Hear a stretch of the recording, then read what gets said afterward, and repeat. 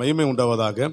ஆம், ஒரு ஸ்தாபனத்தில் தான் ஐசிஆர்எம் அப்படின்ற ஒரு ஸ்தாபனத்தில் பாஸ்டர் ஜான் இளங்கோவன் அவங்களுடைய ஸ்தாபனத்தில் 19 வருஷமா ஊழியம் செஞ்சுட்டு இருந்தோம். அவங்களோட இணைந்து தான். அவர் மூலம் தான் நான் ஒரிசாவுக்கும் போனது.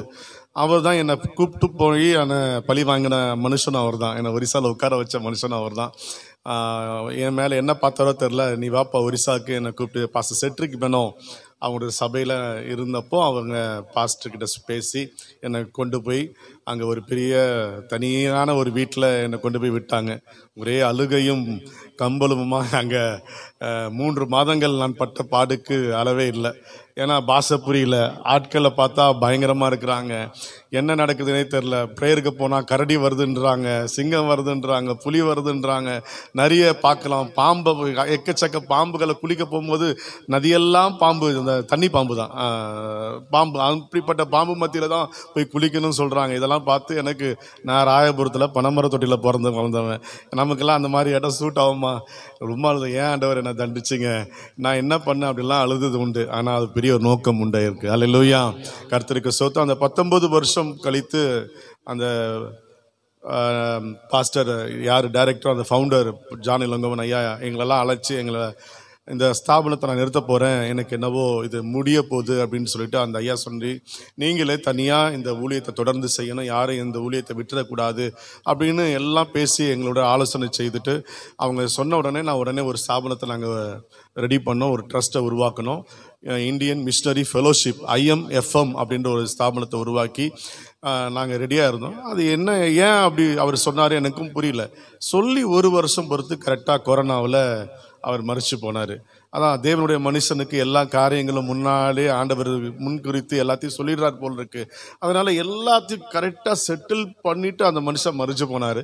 அதிலிருந்து தனியாக நாங்கள் அதுக்கப்புறம் கொரோனாவில் இருந்ததுனால, கொரோனாவில் பயங்கரம் எதுவும் செய்ய முடியல, ஒரு ஸ்தாபனத்தை நடத்த முடியல. ஏற்கனவே இருந்தவங்க சொன்னாங்க, ஐயா நீங்கள் தொடர்ந்து நடத்துங்க ஐயா, நாங்கள் உங்களோட இருக்கிறோன்னு சொல்லிட்டு மிஷனரிங்களாம். எனக்கும் மிஷனரியை விடுறதுக்கு விருப்பமும் இல்லை. ஏன்னா நான் இப்போ தலைமைத்துவத்தில் இருந்தேன், அந்த ஸ்தாபனத்தில் இருந்தப்போ நான் தலைமையில் இருந்ததுனால இவர்களை எப்படி நான் விட்டுறது, இந்த ஸ்தாபனம் நிறுத்திட்டாங்க, இது என்ன செய்யறதுன்னு யோசிக்கும் போது ரொம்ப நான் ஜெபம் பண்ணிட்டு இருந்தேன். ஏன்னா நான் அந்த நேரத்தில் நான் வாங்கிட்டு இருந்த உதவித்தொகை 4500 ரூபா தான். இப்போ 4500 ரூபா ஒரு ஸ்தாபனம் எனக்கு கொடுத்து நான் அதை நடத்திட்டு இருக்கேன். இனி எனக்கும் நான் பார்க்கணும். இப்போ என்னோட கூட இருக்கிற அப்போ இப்போ ஒரு 10 பேர் என்னோட கூட வரேன்னு சொல்லியிருக்காங்க. இப்போ 10 பேருக்கு நான் உதவித்தொகை கொடுக்கணுமே, இது என்னால் முடியுமா, சாத்தியமா அப்படிலாம் யோசிக்கும் போது உபவாசத்தோடு ஜெபம் பண்ணேன். ஒரு 3 நாள் உபவாசம் போட்டு நான் ஒரு பொருத்தனையும் பண்ணிக்கிட்டேன். இத்தனை மணிக்குள்ளே எனக்கு ஏதாவது ஒரு சின்ன, ஆண்டவரை யாராவது ஃபோன் பண்ணி உன் ஊழியத்துக்கு நான் உதவி செய்யணும் அப்படின்ட்டு தானாகவே சொல்லணும் அப்படின்ற என் மனதில் ஒரு பொருத்தனையும் பண்ணிக்கிட்டு நான் ஜெபம் பண்ண ஆரம்பித்தேன். 3ஆவது நாள், 2 நாள் எதுவும் நடக்கல. 3ஆவது நாள் கடைசி 9 மணி வரைக்கும் என்னுடைய உபவாசம் இருக்குது. ஆண்டவரை 9 மணிக்குள்ளே யாரும் ஃபோன் பண்ணோம். அது சனிக்கிழமை எந்த பாஸ்டரும் ஃபோன் பண்ண மாட்டாங்க. ஏன்னா எல்லாம் ஆயத்தத்துலேயும் ஜெபத்துலையும் இருப்பாங்க. அதனால் எந்த பாஸ்டரோ ஃபோன் பண்ணி பேச இது வரைக்கும் சரித்திரமே இல்லை எனக்கு. அப்படிப்பட்ட நேரத்தில் கரெக்டாக ஒரு 8:30 மணி இருக்கும் ஒரு ஃபோன் வந்தது. ஒரு மதுரையில் இருந்த ஒரு இந்து சகோதரன் ஃபோன் பண்ணார். அவர் ஒரிசாவில் ஒரு 2 வருஷம் டீச்சர் வேலை பார்த்துட்டு, அப்போது எனக்கும் அவருக்கும் ஒரு நல்ல ஒரு பழக்கம் இருந்தது. அவர் அப்புறமா போய் மதுரையில் வேலை பார்த்துட்டு இருக்கார், டீச்சர் வேலை. அவர், அண்ணா எப்படின்னா இருக்கீங்க, எப்படின்னா இருக்கு உங்கள் ஊழியெல்லாம், நீங்கள் ஃபேமிலியெல்லாம் எப்படி இருக்கீங்க எல்லாம் விசாரிச்சார். அப்போ சொன்னேன், இந்த மாதிரி ஸ்தாபனம் இப்படி இருக்குப்பா, நாங்கள் புதுசாக ஆரம்பிச்சிருக்கிறோம், எங்கள் ஸ்தாபனத்தில் இப்படி நாங்கள் ஊழியம் பண்ணிருக்கோம் அப்படிலாம் பேசிட்டு இருக்கோம். ஆனால் ஆண்டவர் எனக்கு உணர்த்தினார், ஒரு மிஷனரிக்கு நான் ஒரு 3500 ரூபா கொடுக்குறேண்ணே அப்படின்னு சொல்லிட்டு அவரே சொல்ல ஆரம்பித்தார். எனக்கு ஆச்சரியமாக இருந்தது. சரி, ஆண்டவர் நாம் பண்ண பொருத்தனையை என்ன பண்ணியிருக்காரு, நிறைவேற்றிருக்கிறார், ஆண்டவர் நடத்துவார்னு நான் சொல்கிறேன். இன்றைக்கி குறையோடு தான் இருக்கிறோம், ஆனால் கர்த்தர் ஒவ்வொரு மாதமும் நடத்த அவர் வருகிறார். கர்த்தருக்கு ஸ்தோத்திரம். இன்றைக்கி 10 பேராக இருந்த நாங்கள் இன்றைக்கி 20 பேராக இருக்கிறோம். சில பேருக்கு கொடுக்குறோம், சில பேருக்கு நாங்கள் உதவித்தொகை கொடுக்காம தான் அவங்க என்ன பண்ணுறாங்க, விசுவாசத்தில் தான் அவங்க ஊழியம் பண்ணுறாங்க. ஏன் எப்படிங்க கொடுக்குறவங்களுக்கு எவ்வளோ கொடுக்குறீங்க? கொடுக்குறவங்களுக்கு ரொம்ப அதிகமாக, அதிகபட்சமாக நான் கொடுக்குற உதவித்தொகை 5500 ரூபாய், வீட்டு வாடகையோடு சேர்த்து 5500 ரூபாய் கொடுக்குறேன்.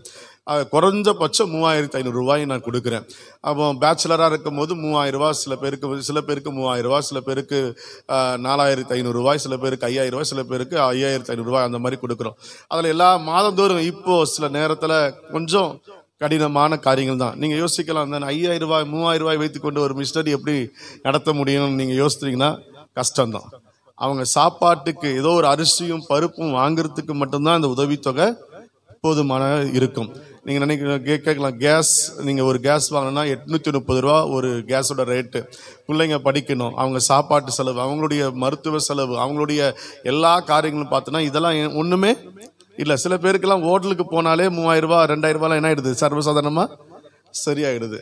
ஆனால் இந்த உதவித்தொகையை வாங்கிட்டு என்ன பண்ணுறாங்க, அங்கே ஊழியம் செய்தோம். சில நேரத்தில் சில மாதங்கள் சில நேரத்தில் நான் கொடுக்காம, போன மாதமும் என்னால் சரியாக கொடுக்க முடியல, பாதி கூட கொடுக்க முடியல. இந்த மாதமும் இப்போது 16ஆம் தேதி ஆயிடுச்சு, இந்த மாதமும் என்னால் கொடுக்க முடியல. ஒவ்வொரு நாளும் ஃபோன் வரும், ஐயா ஏதாவது எங்களுக்கு உதவி பண்ணுங்க, ஏதாவது உணவு பண்ணுங்கன்னு. ஏன் அப்படின்னு கேட்டிங்கன்னா, சில நேரத்தில் கொடுக்குறவங்க என்ன பண்ணுவாங்கன்னா, அவங்களுக்கு ஏதாவது ஒரு பிரச்சனைகள் வரும்பொழுது அதை நிறுத்திடுவாங்க.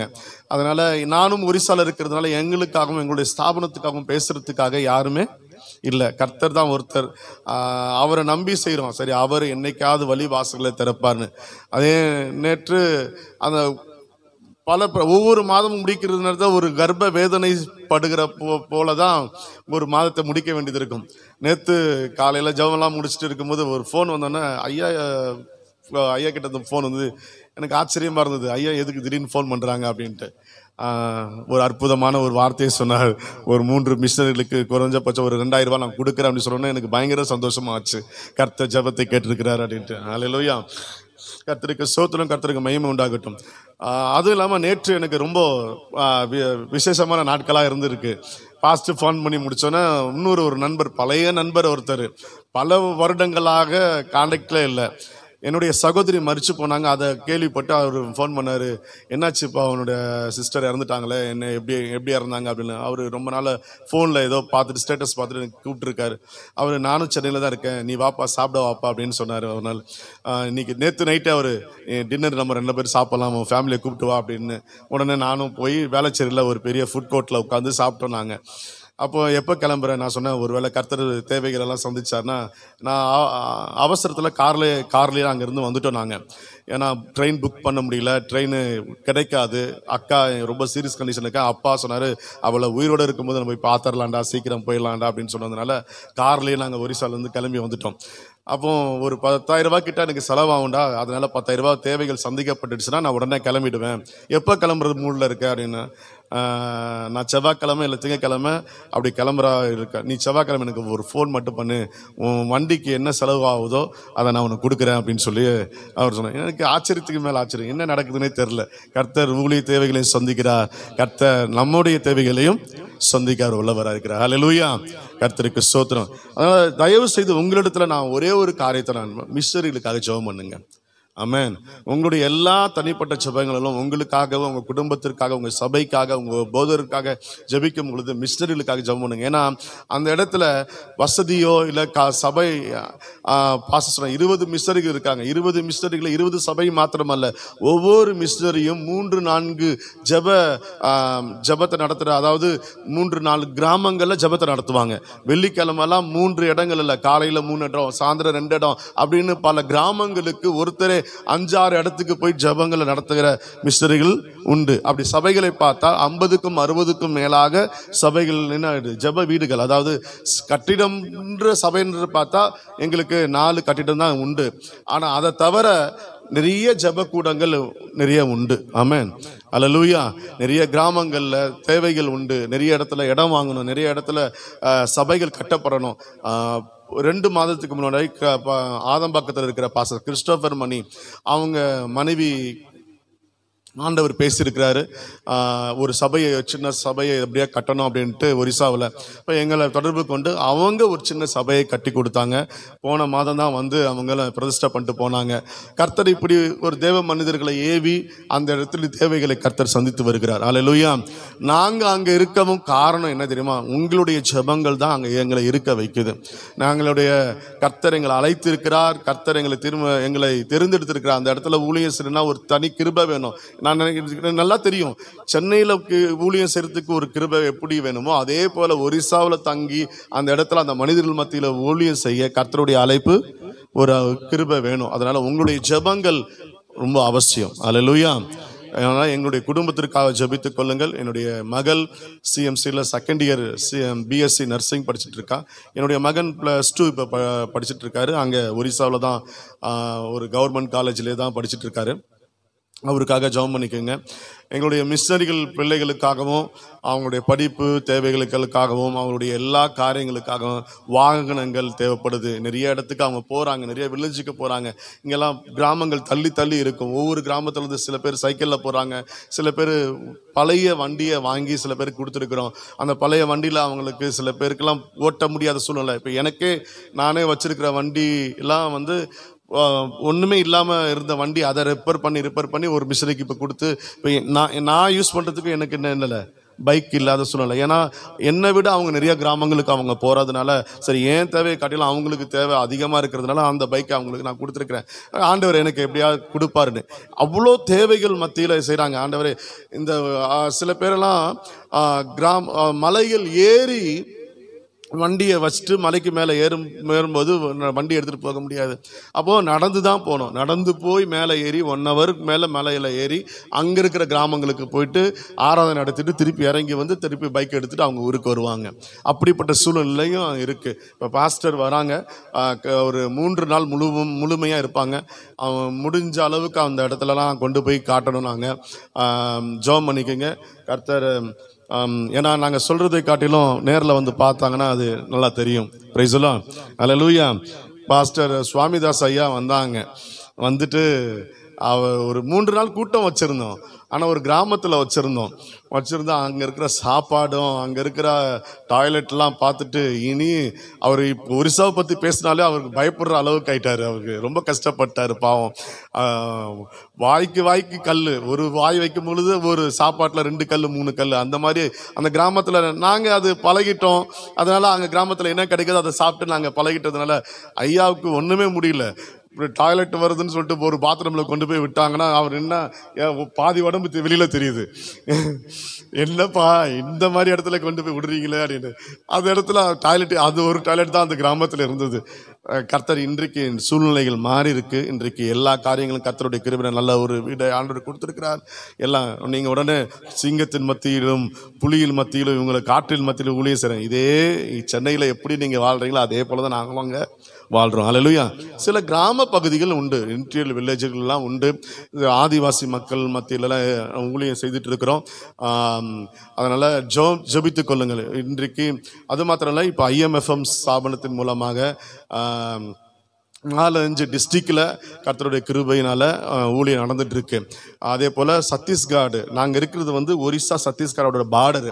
அதனால் சத்தீஸ்கர் பார்டர்லேயும் கர்த்தருடைய கிருபையினால் ஒரு ஜெப வீட்டில் விசுவாசிகள் ஒரு 5-6 குடும்பம் வந்து அங்கே ஜெபம் பண்ணிருக்காங்க. ஒரு பார்டர் கரெக்டாக ஒரிசா அடுத்த கிராமம் சத்தீஸ்கர் கிராமம் அங்கே நடந்துட்டு இருக்கு. எங்களுக்காக ஜெபித்துக் கொள்ளுங்கள். ஆமென். அல்லேலூயா. எங்களுடைய ஸ்தாபனத்தை பற்றி இன்னும் நல்லா தெரிஞ்சுக்கணும்னா IMFM யூடியூப்ல கூட போய் பார்க்கலாம். எங்கள் பாடல்களை நீங்கள் கேட்கலாம். தமிழில் பாடல்கள் இருக்குது, ஒரியாவில் பாடல்கள் இருக்குது. அநேக தமிழ் பாடலை ஒரியாவில் டிரான்ஸ்லேட் பண்ணி பாடியிருக்கிறோம். என்னுடைய மனைவி, என்னுடைய மகன் அவர்கள்லாம் பாடியிருக்கிறாங்க. அந்த பாடலை நீங்கள் கேட்கலாம். கர்த்தர் உங்களை ஆஸ்வதிப்பாராக. இது ப்ரொமோஷன் ஒர்க். ஆமாம், எங்கள் யூடியூப் சேனலை உங்ககிட்ட அறிமுகப்படுத்தி ப்ரொமோஷன் பண்ணிருக்கேன். கர்த்தருக்கு ஸ்தோத்திரம், கர்த்தர் மகிமை உண்டாவதாக. கர்த்தர் இன்றைக்கு பரிசுத்த ஆராதனையில் நம்ம கலந்து கொள்ள கர்த்தர் நமக்கு உதவி செய்திருக்கிறார். ஆமென். அல்லேலூயா. கர்த்தருக்கு மகிமை உண்டாகட்டும். நாம் எல்லாம் எடுத்து வாசிப்போம். சங்கீதம் 128 1-2 வசனங்களை வாசிப்போம். கர்த்தருக்கு பயந்து அவர் வழிகளில் நடக்கிறவன் எவனோ அவன் பாக்கியவான். உன் கைகளின் பிரயாசத்தை நீ சாப்பிடுவாய். உனக்கு பாக்கியமும் நன்மையும் உண்டாயிருக்கும். அல்லேலூயா. கர்த்தருக்கு பயந்து அவர் வழிகளில் நடக்கிறவன் பாக்கியவான். யாரெல்லாம் கர்த்தருக்கு பயந்து அவர் வழியில் நடக்கிறாங்களோ அவங்கெல்லாம் யாரா? பாக்கியவான். அல்லேலூயா. எத்தனை பேர் கர்த்தருக்கு பயந்து இருக்கிறீங்க? நீங்கள் கர்த்தருக்கு பயந்ததுனால தான் காலையில் 5 மணிக்கெல்லாம் எழுந்திருச்சு ரெடியாகி குளிச்சு என்ன பண்ணியிருக்கோம், 6 மணிக்கு ஆராதனைக்கு வந்துட்டோம். நான் உங்களை விட இன்னும் பாஸ்டா, ஏன்னா நான் 1 hour ட்ராவல் பண்ணி வரணும். அதனால 4 மணிக்கெல்லாம் எழுந்திருச்சு என்ன பண்ணு எல்லாம் ரெடியாகி எல்லாம் குளிச்சு நாங்கள் 1 hourக்கு முன்னாடியே கிளம்பி இங்கே வந்து சேர்ந்தோம். அல்லேலூயா. ஒரே ஒரு காரணம், கர்த்தருக்கு பயந்து. அவருக்கு பயப்படுகிற பயத்தினால, ஏன்னா யாரெல்லாம் கர்த்தருக்கு பயப்படுறாங்களோ அவர்களுக்கு என்னவா நன்மையும் கிருபையும் உண்டாகும். ஆமென். நான் சொல்றேன், இந்த மாதம் மாத்திரமல்ல, வருகிற நாட்கள்ல கர்த்தர் உங்களுக்கும் உங்கள் குடும்பத்திற்கும் இந்த சபைக்கும் பாக்கியமும் நன்மையும் உண்டாக பண்ணுவாராக. அல்லேலூயா. இந்த வார்த்தை என்னுடைய வாழ்க்கையில நிறைய காரியத்தை காண செய்தது. இந்த வார்த்தை பேசின பிறகு, ஆண்டவர் என்னுடைய இருதயத்தில் பேசின பிறகு, ஒவ்வொரு நிமிடமும் அவருடைய பாக்கியத்தையும் அந்த பாக்கியமான காரியத்தையும் அந்த நன்மையான காரியத்தையும் நான் ஒவ்வொரு நிமிடமும் நான் அனுபவிக்க கர்த்தர் உதவி செய்கிறார். ஐயோ, எல்லாம் நான் பாக்கியவதின்னு சொன்னாலும் என் வாக்கில் எந்த பாக்கியமும் நடக்கலை, எந்த நன்மையும் நடக்கலை நீங்கள் சொல்லலாம். நான் சொல்கிறேன், வருகிற நாட்களில் நீங்கள் பாக்கியத்தையும் நன்மையும் நீங்கள் பார்க்க போறீங்க. அல்லேலூயா, அல்லேலூயா. கர்த்தருக்கு ஸ்தோத்திரம், கர்த்தருக்கு மகிமை உண்டாகட்டும். ஏன் நான் தகுதியானவன், அதனால கர்த்தர் என்னை பாக்கியத்தினாலும் நன்மையினாலும் என்னை கர்த்தர் ஆசீர்வதிக்கிறாரா? இல்ல, கர்த்தர் என்னை நேசித்ததுனால நான் பாக்கியவனாக மாறுகிறேன். அல்லேலூயா. அவர் என்னை நேசித்தார். நான் என்னுடைய பரிசுத்தத்தை பார்த்து அவர் என்னை ஆசீர்வதிக்கல, என்னுடைய உண்மையை பார்த்து என்ன ஆசீர்வதிக்கல. ஒரே ஒரு காரியத்தினால நான் ஆசீர்வதிக்கப்படுகிறேன், கர்த்தர் என்னை நேசித்ததுனால நான் பாக்கியவனாக மாறினேன். அல்லேலூயா. மலாக்கியா 1வது அதிகாரத்தில் 2வது வசனம் இப்படியா எழுதியிருக்கிறது. மல்கியா சில நேரத்தில் ஒரியா வரும், மலாக்கி அதெல்லாம் ஒரியா, மல்கியா தானே. மல்கியா 1வது அதிகாரம் 2வது வசனம். நான் உங்களை சிநேகித்தேன் என்று கர்த்தர் சொல்லுகிறார். அதற்கு நீங்கள் எங்களை எப்படி சிநேகித்தீர் என்றீர்கள். கர்த்தர் சொல்லுகிறார், ஏசா யாக்கோபுக்கு சகோதரன் அல்லவோ, ஆகிலும் யாக்கோபை நான் சிநேகித்தேன். ஆமென். அவர் சிநேகம், நான் உன்னை சிநேகித்தேன். யாரும் என்ன சிநேகிக்கல என்று சொல்ற உங்களுக்கு ஆண்டவர் சொல்ற, நான் உன்னை சிநேகித்தேன், அதனால உனக்கு நன்மையும் கிருபையும் பாக்கியமும் உண்டாகும். அல்லேலூயா. அவர் என்னை சிநேகித்ததுனால, அது மாத்திரம் இல்ல, நான் விசேஷமானவன். யாருடைய பார்வையில விசேஷமானவன்? தேவனுடைய பார்வையில விசேஷமானவன். அதனால கர்த்தர் அந்த பாக்கியத்தையும் நன்மையும் உங்களுக்கு கொடுக்கிறார். அல்லேலூயா, அல்லேலூயா. நீங்க நினைக்கலாம், சில நேரத்தில் பிசாசு உங்களுக்கு சொல்லுவான், நீ ஒன்றுக்கும் உதவாதவன், நீ பாவி, நீ இப்படி பண்ணிட்ட அப்படி பண்ணிட்ட, கர்த்தர் உன்னை ஆஸ்வதிக்க மாட்டார், உன்னை வெறுக்கிறார் அப்படின்னு. இல்ல, நீங்க கர்த்தருடைய பார்வையில விசேஷமானவர்கள். அல்லேலூயா. நம்புறவங்களா அல்லேலூயா சொல்லுவோமா? நான் கர்த்தருடைய பார்வையில விசேஷமானவன். அல்லேலூயா. அதனாலதான் கர்த்தர் உங்களை ஆஸ்வதிக்கிறார், அவர் உங்களை நேசிக்கிறாருங்க. இது வேற என்ன வேணும்? அவர் என்னை நேசிக்கிறார். இன்றைக்கு நான் ஒரிசாவில் நான் ஊழியம் செய்யறதுக்கு ஒரே காரணம், அவர் என்னை நேசிக்கிறார். அல்லேலூயா. அந்த நேசத்தை, அவர் என்னை நேசிக்கிறதுனால நான் போய் அவர் நேசத்தை நான் ஊரா போய் சொல்றேன், எந்தெந்த கிராமத்துலலாம் போய் சொல்றேன், அவர் நேசத்தை நான் வெளிப்படுத்துறேன். நான் காரணம், அவர் என்னை நேசிக்கிறார். அவரை போல நேசிக்க இந்த உலகத்துல யாருமே இல்லை. அல்லேலூயா. அவர் என்னை நேசிக்கிறார். அதனாலதான் அவருடைய கிருபை, அவர் நன்மையும் அவர் பாக்கியமும் நம்மோடு இருக்கிறது. அல்லேலூயா. கர்த்தருக்கு ஸ்தோத்திரம். கர்த்தருக்கு பயந்து அவர் வழிகளில் நடக்கிற மனுஷன் பாக்கியவான். ஆமென். நான் இன்றைக்கு நிறைய காரியங்கள் பேசணும்னு ஆசைப்படுறேன், ஆனா எவ்வளவு காரியம் பேச முடியுமோ எனக்கு தெரியல. கர்த்தருக்கு பயந்து அவர் வழியில் நடக்கிற ஒரு 3 நபர்களை நான் முதலாவது உங்களிடத்துல பேச ஆசைப்படுகிறேன். இந்த 3 பேரும் கர்த்தருக்கு பயந்த மனிதர்கள். அது மாத்திரமல்ல, பயந்த மனிதர்கள் மாத்திரமல்ல, அவர் வழிகளில் நடந்த மனிதர்கள். ஆண்டவர் அவர் வாழ்க்கையில தனித்தனியான ஒரு 3 பாக்கியங்களை, ஒவ்வொருத்தருக்கு ஒரு தேவ மனுஷனுக்கு ஒரு பாக்கியம், ஆனா வேற ஒரு மனிதனுக்கு வேற ஒரு பாக்கியம். அவங்களுக்கு ஆண்டவர் அப்படிப்பட்ட ஒரு ஆசீர்வாதத்தை கொடுத்து நடத்தினார். அல்லேலூயா. யாரெல்லாம் கர்த்தருக்கு பயந்து அவர் வழி நடக்கும் பொழுது இப்படிப்பட்ட பாக்கியங்கள் உங்களுடைய குடும்பத்திலையும் உங்களுடைய வாழ்க்கையில நடக்கும். ஆமென். அல்லேலூயா. கர்த்தருக்கு ஸ்தோத்திரம், கர்த்தருக்கு மகிமை உண்டாகட்டும். முதலாவது நபர், ஆதியாகமம் 39வது அதிகாரம் 2வது வசனத்திலிருந்து 6வது வசனம் வரைக்கும் வாசிப்போம். கர்த்தர் யோசேப்போடு இருந்தார். அவன் காரிய சித்தி உள்ளவனானான். அவன் எகிப்தியனாகிய தன் எஜமானுடைய வீட்டிலே இருந்தான். கர்த்தர் அவனோடு இருக்கிறார் என்றும் அவன் செய்கிற யாவையும் கர்த்தர் வாய்க்க பண்ணுகிறார் என்றும் அவன் எஜமான் கண்டு யோசேப்பினிடத்தில் தயவு வைத்து அவனை தனக்கு ஊழியக்காரனும் தன் வீட்டுக்கு விசாரணைக்காரனுமாக்கி தனக்கு உண்டான யாவற்றையும் அவன் கையில் ஒப்புவித்தான். அவனை தன் வீட்டுக்கும் தனக்கு உண்டான எல்லாவற்றைக்கும் விசாரணைக்காரன் ஆக்கினது முதற்கொண்டு கர்த்தர் யோசேப்பின் நிமித்தம் அந்த எகிப்தின் வீட்டை ஆசீர்வதித்தார். வீட்டிலும் வெளியிலும் அவனுக்கு உண்டானவைகள் எல்லாவற்றிலும் கர்த்தருடைய ஆசீர்வாதம் இருந்தது.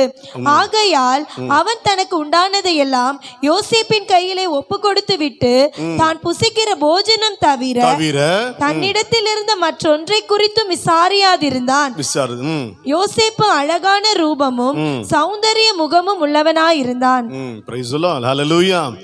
யோசேப்புக்கு கர்த்தருடைய கண்களில் ஒரு பாக்கியம் உண்டாயிருந்தது. என்ன தெரியுமா பாக்கியம் கர்த்தர் அவருக்கு கொடுத்தார்? எந்த இடத்துக்கு யோசேப்பை அனுப்பிச்சாலும் அந்த இடத்த அவன் ஆளுகை செய்வான். அல்லேலூயா. அவன் யோசேப்பை குறித்து உங்களுக்கு எல்லாருக்கும் தெரியும். எப்படிப்பட்ட தன்னுடைய குடும்பம் அவனுக்கு எதிராக இருக்கு, அவனுடைய சகோதரர்கள் அவனுக்கு எதிராக மாறினார்கள்.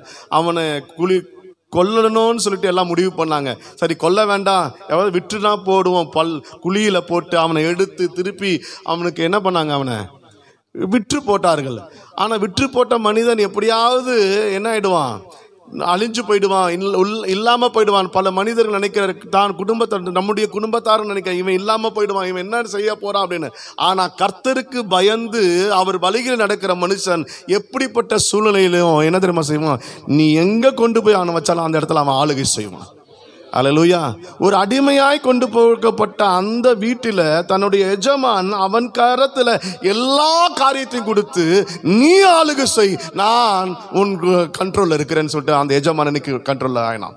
கர்த்தருக்கு சொல். எந்த இடத்துல போனாலும் அவனை கொண்டு போய் திரும்ப சிறைச்சாலையில கொண்டு போய் போட்டீங்கனாலும் அந்த இடத்துலயும் அவன் முக்கியமான ஒரு ஆளுகை செய்கிற மனிதனாய் மாறுவான். ஆமென். அல்லேலூயா. அது மாத்திரமல்ல, அவன் சிறைச்சாலையிலும் போத்திபர் வீட்டிலும் மாத்திரமல்ல, இன்னும் சில காரியங்கள் நீங்க பார்க்கும்போது எகிப்து தேசத்திலே ராஜாவுக்கு அடுத்த ஒரு ஸ்தானத்துல கர்த்தர் அவனை ஆளுகை செய்கிற ஒரு காரியத்தை ஆண்டவன் கொடுத்தார். கர்த்தருக்கு பயந்து அவர் வழியில நடக்கிற மனுஷன் ஆளுகை செய்கிறவளாய் மாறுவீர்கள். நீங்க வேலை செய்யற இடத்துல நீங்க ஆளுகை செய்வீங்க. நீங்க இருக்கிற அந்த வீட்டினுடைய ஏரியாவில், அந்த தெருவில், அந்த காரியத்துல நீங்க ஆளுகை செய்கிறவளாய் மாறுவீங்க. அல்லேலூயா. அல்லேலூயா. எதுவுமே என்னுடைய ஆண்டவர் உங்களுடைய எல்லா காரியத்தையும் உங்களுக்கு கீழாக கொண்டு வருவார். கர்த்தர் எல்லாவற்றிற்கும் மேலாக உங்களை உயர்த்தி வைப்பார். ஏன் தெரியுமா? நீங்க கர்த்தருக்கு பயந்து அவர் வழியில நடக்கும் பொழுது ஒரு வசனம் அதுல போட்டிருக்கு, யோசேப்போடு கூட கர்த்தர் இருந்தார். நீ கர்த்தருக்கு பயந்து நீங்க அவர் வழியில நடக்கும் போது கர்த்தர் உங்க கூட இருப்பார். கர்த்தர் உங்க கூட இருந்தால் நீங்க ஆளுகை செய்கிறவர்களாய் மாறுவீர்கள். ஹல்லேலூயா. Price the Lord. 41வது அதிகாரத்திலையும் இதுதான் போட்டிருக்கு. 39வது அதிகாரம் வாசிங்களா. ஃபர்ஸ்ட் 39வது அதிகாரத்துல 21ல இருந்து வாசிங்க. 21, 22, 23. கர்த்தரோ யோசேப்போடு இருந்து அவன் மேல் கிருபை வைத்து சிறைச்சாலை தலைவனுடைய தயவு அவனுக்கு கிடைக்கும். என்னது, அவனுடைய தலைவனுடைய கண்கள்ல தயவு உண்டு பண்ண அந்த இடத்துலயும் அவன் பாக்குறான். சிறைச்சாலை தலைவன் சிறைச்சாலையில் வைக்கப்பட்ட யாவரையும் யோசேப்பின் கையிலே ஒப்புவித்தான். பாத்தீங்களா? எல்லாவற்றையும் யாரு கையில ஒப்பு கொடுத்தானா? யோசேப்பு கையில. அங்க ஆளுகை செய்யறான். நீ சிறைச்சாலையில இருக்க. நான் நிறைய பேர் சொல்றேன், உன் பிரச்சனை இருக்கா, போராட்டம் இருக்கா, அந்த போராட்டம் மத்தியில நீ தான் ஆளுகை செய்ய போற. அந்த போராட்டத்தை நீ தான் ஆளுகை செய்ய போற. என்ன செய்ய முடியும், என்ன செய்யக்கூடாது அப்படின்னு ஆளுகை செய்கிற காரியத்தை கர்த்தர் உங்க காரியத்துல கொடுத்திருக்கிறார். அல்லேலூயா. அல்லேலூயா. அதனால சிறைச்சாலையில் இருக்கிறேனே பதறாதீங்க. ஐயோ இவ்வளவு இடுக்கத்துல இருக்கிறேன்னு, கஷ்டத்துல இருக்கிறேன்னு பதற வேண்டாம். கர்த்தருக்கு பயந்து அவர் வழியில் நடந்தா அந்த சிறைச்சாலையில நீங்க தான் ஆளுகை செய்ய போறீங்க. இப்போ 41வது அதிகாரத்துல வாங்கலேன். 41ல 39ல இருந்து வாசிங்க. 39ல இருந்து. பின்பு பார்வோன் யோசேப்பை நோக்கி, தேவன் இவை எல்லாவற்றையும் உனக்கு வெளிப்படுத்தி இருக்கிறபடியால் உன்னை போல விவேகமும் ஞானமும் உள்ளவன் வேறொருவனும் இல்லை. நீ என் அரண்மனைக்கு அதிகாரியா இருப்பாய். உன் வாக்கின்படியே என் ஜனங்கள் எல்லாரும் அடங்கி நடக்க கடவர்கள். சிங்காசனத்தில் மாத்திரம் உன்னிலும் நான் பெரியவனாய் இருப்பேன் என்றான். போதுமா? சிங்காசனத்தை தவிர அதில் தானே அவன் பெரியவனா இருப்பேன். மற்ற எல்லா காரியத்திலும் நீ தான் என்ன பண்ண போற? ஆளுகை செய்ய போகிற. அல்லேலூயா. கர்த்தர் உங்களை ஆளுகை செய்ய போகிற, ஆளுகை செய்ய வைக்கிறவர்களாய், ஆளுகை செய்ய போகிறவர்களாய் கர்த்தர் உங்களை மாற்றப் போகிறார். அல்லேலூயா, அல்லேலூயா. ஒரே ஒரு காரியம், நீங்க கர்த்தருக்கு பயந்து அவர் வழியில் நடந்தா போதும். கர்த்தர் உங்க கூட இருப்பார். கர்த்தர் உங்க கூட இருக்கிற மாதிரி உங்க வாழ்க்கை இருக்கா? கர்த்தர் உங்க கூட இருக்கிறாரா? உங்க குடும்பத்துக்கு மத்தியில் இருக்கிறாரா? உங்க குடும்பத்துல நீங்க எல்லாம் சேர்ந்து ஜெபம் பண்ணி நீங்க இருக்கும் பொழுதுதான் கர்த்தர் என்ன பண்ணுவாரு? உங்க கூட இருப்பாரு. நீங்க பரிசுத்தமான வாழ்க்கையில வாழும் போதுதான் கர்த்தர் உங்க கூட இருப்பாரு. கர்த்தருக்கு பயந்து அவர் வழிகளில் நடக்கும் பொழுது கர்த்தர் கூட இருந்தா நீங்க எல்லாவற்றிலும் எல்லா சூழ்நிலையிலும் நீங்க ஆளுகை செய்கிறவளாய் மாறுவீர்கள். இந்த பாக்கியம் உங்களுக்கு உண்டாகும். ஆளுகை செய்கிற பாக்கியம் உங்களுக்கு உண்டாகும். உங்க காலேஜில், உங்க ஸ்கூல்ல, நீங்க வேலை ஸ்தலத்துல, நீங்க செய்கிற எல்லா ஊழியத்திலையும் ஆளுகை செய்கிறவர்களாய் மாறுவீர்கள். பாசனத்தை என்கிட்ட பேசிட்டு இருக்கும்போது ஒரு காரியத்தை சொன்னா, வட சென்னையில் நான் இப்போ ஒரு பொறுப்பான ஒரு பதவியில் நான் இருக்கேன்னு சொல்லும் போது எனக்கு ரொம்ப சந்தோஷமா இருந்தது. அல்லேலூயா. ஆளுகை செய்கிறவராய் கர்த்தர் ஒன்று மாற்றுவார். இன்னும் வட சென்னைக்கு மாத்திரமல்ல, இப்போ முழு சென்னைக்கும் தமிழ்நாட்டுக்கும் ஒரு பெரிய பொறுப்பு ஆண்டவர் தரப்போகிறார். அல்லேலூயா, அல்லேலூயா. கர்த்தருக்கு பயந்து அவர் வழியில் நடந்தா நான் சொல்லுவேன், அவனை உயர்த்துவார் கர்த்தருக்கு. ஆமென். நான் பனைமர தொட்டியில் பேசுகிற பாஷை உங்களுக்கு நல்லா புரியும். நான் ஒரிசாவுக்கு போனோன்னா கோயம்புத்தூர் ஃபேமிலியோட கொஞ்சம் அவங்க அம்மாவும் பையனும் அவரும் மிஸ்டரியாக ஒப்பு கொடுத்து என் கூட தான் தங்கியிருந்தாங்க. அவங்க அம்மாவையும் கூப்பிட்டு வந்திருந்தாரு. என்னுடைய பாஷையை பார்த்து அவங்க சிரிக்க ஆரம்பிச்சிட்டாங்க, இவன் என்ன தமிழ் பேசுகிறான் அப்படின்ட்டு. அப்போ நான் யோசித்தேன், ஆண்டவரே, தமிழே எனக்கு என் தமிழை பார்த்து மற்றவங்க சிரிக்கிற அளவுக்கு நான் பேசுகிறேன்னா, அப்போ நான் இதெல்லாம் ஹிந்தி எப்போ கற்றுக்க போகிறேன், ஒரியா எப்படி கற்றுக்க போகிறேன், எனக்கு புரியலையே, நான் தமிழே ஒழுங்காக பேசல போல இருக்குன்னு நினச்சேன். ஆனால் கர்த்தருக்கு பயந்து அவருக்கு வழிகளை நடக்கும் பொழுது ஆண்டவர் விசேஷ ஞானத்தை கொடுக்கிறார். அவர்களையும் ஆளுகை செய்ய முதல்ல ஆண்டவர் என்னதான் பேச வச்சாரு. ஆமென். அவர்களுடைய அவர்கள் என்ன கூட அவங்க என்னை விட அதிகமாக படித்தவங்க. ஆனால் நான் அந்த ஊழியத்தின் பொறுப்பை ஒரு கோஆர்டினேட்டர் போஸ்ட்டில் ஆண்டவர் என்ன தான் கொண்டு போய் வச்சார். அல்லேலூயா. அதனால் நீ படிக்கலை, எனக்கு ஞானம் குறைவு, என்னெல்லாம் ஆண்டவர் உபயோகப்படுத்துவாரான்னு நினைக்காதீங்க. என்னெல்லாம் கர்த்தர் உபயோகப்படுத்திட்டாரு, உங்களையும் பயன்படுத்த மாட்டார். ஆமென். இன்னைக்கு ஒரு ஸ்தாபனத்தின் தலைவராய், இன்னைக்கு அநேக ஊழியர்களுக்கு ஒரு தலைவனாய் ஆண்டவர் வச்சிருக்கிறாரு. ஒரே ஒரு காரணம், நான் பரிசுத்தவான் அல்ல, நான் ஞானவான் அல்ல, கர்த்தருக்கு பயந்து அவர் வழிகளை நடக்கிறவன். அல்லேலூயா.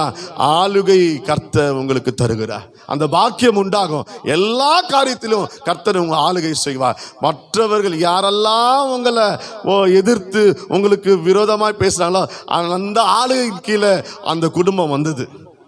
அந்த சகோதரர்கள் வந்தாங்க, அவன் கையில கையேந்திர நிலைமைக்கு ஆண்டவர் மாற்றினாரு. Price the Lord. அல்லேலூயா. இன்னைக்கு நீங்க கவலைப்பட்டிருக்கலாம், நான் கையேந்திர அளவுக்கு என்ன ஆண்டவர் வச்சிருக்காரு. இல்ல, இது மாறும், இது மாறப்போகுது. சீக்கிரமாய் வருகிற நாட்களில் நீங்க மற்றவர்களுக்கு உதவி செய்ய போறீங்க. உங்க ஆளுகை கையில நீங்க யார்கிட்ட கேட்டு இல்ல இல்லைன்னு சொன்னாங்களோ அவங்களுக்கெல்லாம் நீங்க கொடுக்க போறீங்க. அல்லேலூயா. கர்த்தருக்கு ஸ்தோத்திரம், கர்த்தருக்கு மகிமை உண்டாகட்டும். இதுதான் யோசேப்பினுடைய பாக்கியம். இன்னொரு மனிதருக்கு ஆண்டவர் கொடுத்த பாக்கியம் என்ன? யோபுவோட வாசிப்போம். யோபு 1வது அதிகாரம் 21 22 வாசிப்போம். நிர்வாணியாய் என் தாயின் கர்ப்பத்திலிருந்து வந்தேன், நிர்வாணியாய் அவ்விடத்துக்கு திரும்புவேன். கர்த்தர் கொடுத்தார், கர்த்தர் எடுத்தார், கர்த்தருடைய நாமத்துக்கு ஸ்தோத்திரம் என்றான். இவை எல்லாவற்றிலும் யோபு பாவம் செய்யவும் இல்லை, தேவனை பற்றி குறை சொல்லவும் இல்லை. ஆமென். யோபுவோட எல்லா பிரசங்கத்திலையும் நம்ம கேட்டிருக்கோம். யோபுவை பத்தி தெரியாம நமக்கு இல்லவே இல்லை.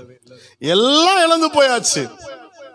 எல்லாம் இழந்து போனாலும் அந்த சூழ்நிலையிலும், ஒன்றும் இல்லாத சூழ்நிலையும் ஆறுதல் அடைகிற ஒரு அனுபவத்தை, ஒரு பாக்கியத்தை கர்த்தர் அவனுக்கு கொடுத்தாரு. நீங்க சொல்லுங்க, எல்லாம் இருக்கும்போது சந்தோஷமா நம்ம இருக்கோம், ஆறுதலா இருப்போம். அப்பா, ஆண்டவர் எல்லாம் எனக்கு ஆசீர்வதிச்சு கொடுத்தார், ஆறுதலா இருக்கிறேன்னு. ஆனா எந்த காரியமும் இல்லை, நீங்க நினைச்ச காரியம் நடக்கல, எல்லாமே உங்களுக்கு விரோதமாய் நடந்து வருக அந்த நேரத்திலையும் அந்த சூழ்நிலையிலையும் நீங்க ஆறுதல் உங்களுக்கு இருக்குமா அப்படின்னு கேட்டீங்கன்னா நிறைய பேருக்கு இருக்காது. ஒரு மாதிரி டென்ஷன் ஆகிடுவோம், கோபம் ஆகிடுவோம். யாரை பார்த்தாலும் கோபம் வரும். ஏன்னா நான் நினைக்கிறது நடக்கலை, எனக்கு விரோதமாக நடந்துகிட்டே இருக்குன்னு.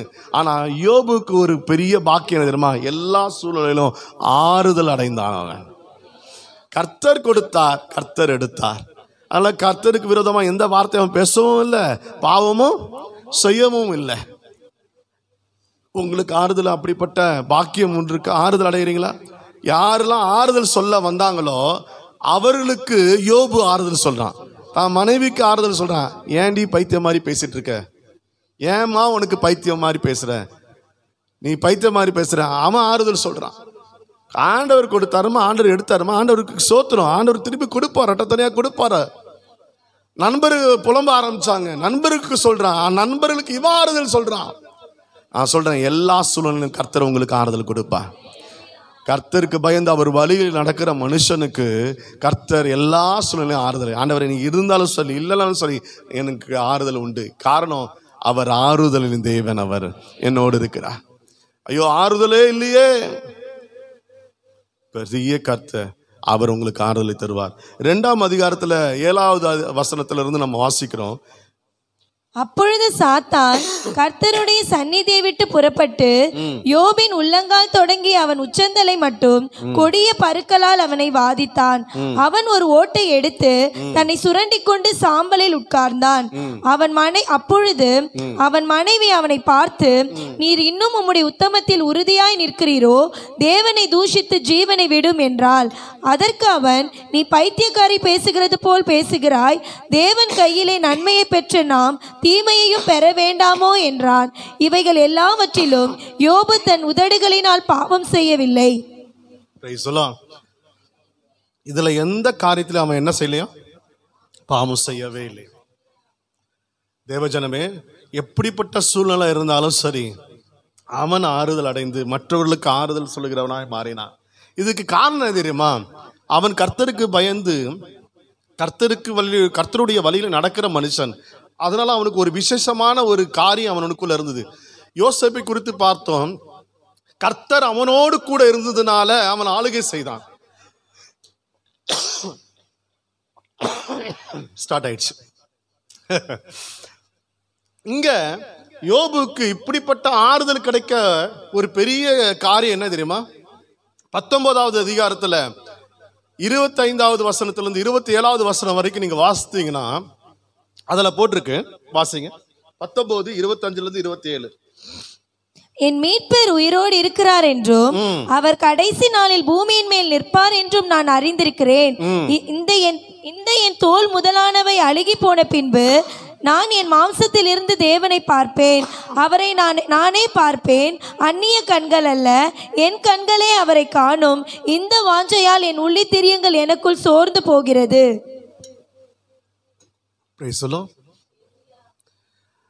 நான் கர்த்தரை ஒரு நாள் என்ன பண்ண போறேன்?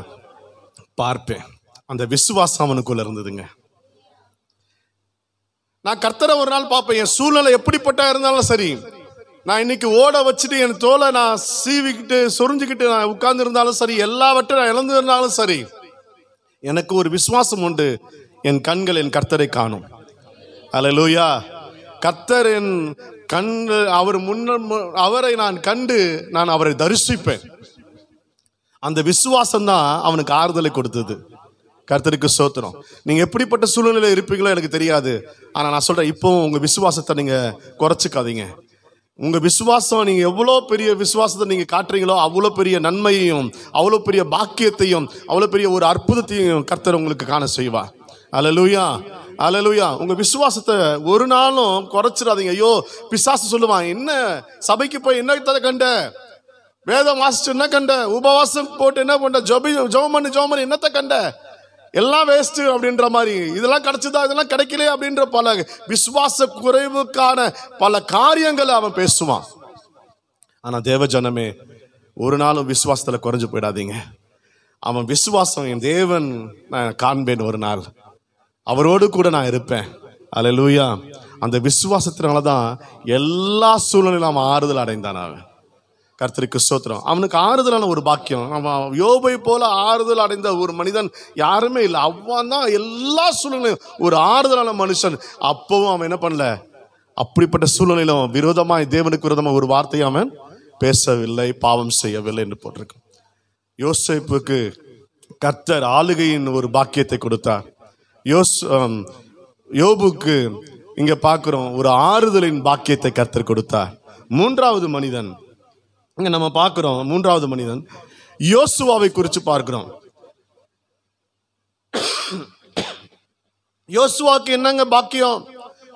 ஆண்டவர் அவனுக்கு என்ன கொடுத்தார்? அவன் கர்த்தருக்கு பயந்து அவர் வழியில நடக்கிற அந்த மனிதனுக்கு கர்த்தர் கொடுத்த பாக்கியம், எப்போதும் கர்த்தர் அவனுக்கு ஆதரவா இருந்தார்.